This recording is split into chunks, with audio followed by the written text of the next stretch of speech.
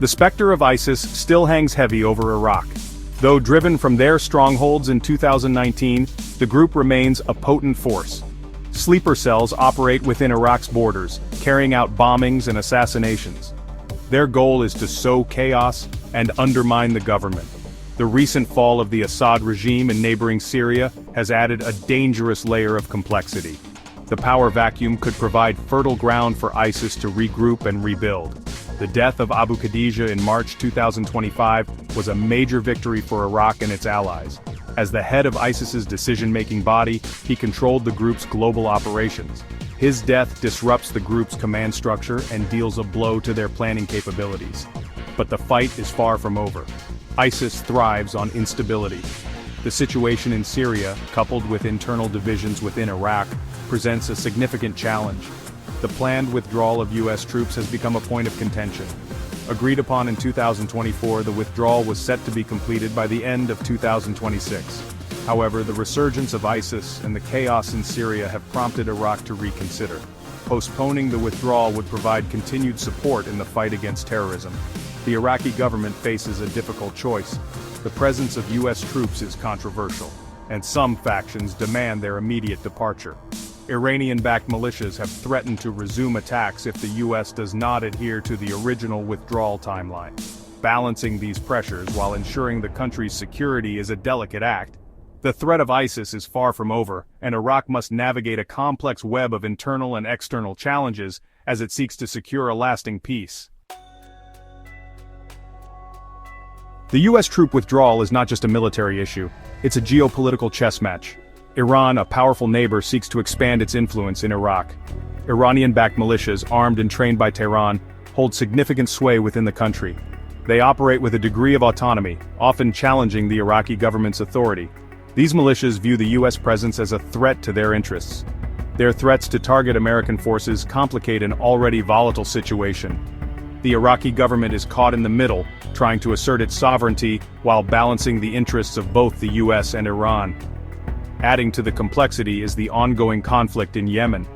The Houthis, an Iranian-backed militia, have been engaged in a brutal civil war. Worryingly, there are reports of cooperation between Iraqi militias and the Houthis. This sharing of military expertise and training raises concerns about the conflict's potential to spill across borders, further destabilizing the region. The Iraqi government faces a difficult task. It must rein in these militias and integrate them into the national army. Failure to do so could lead to further fragmentation and instability. The future of Iraq depends on its ability to forge a unified national identity, one where sectarian divisions are bridged and the rule of law prevails. Amidst the turmoil, there are glimmers of hope. The recent visit of the Syrian foreign minister to Baghdad signals a potential thaw in relations. Both countries, scarred by years of conflict, now find themselves united against a common enemy, ISIS. Their commitment to collaborating against terrorism, along with Turkey, Jordan, and Lebanon, offers a framework for regional security cooperation. The international community is also stepping up its efforts to counter the ISIS threat. The U.S., along with regional partners, has launched a new initiative aimed at dismantling Houthi operations in Yemen and securing the vital Red Sea shipping lane. This includes targeted airstrikes against Houthi infrastructure, disrupting their ability to wage war and threaten international trade. These efforts, while crucial, are just one piece of the puzzle. The fight against ISIS is as much an ideological battle as it is a military one.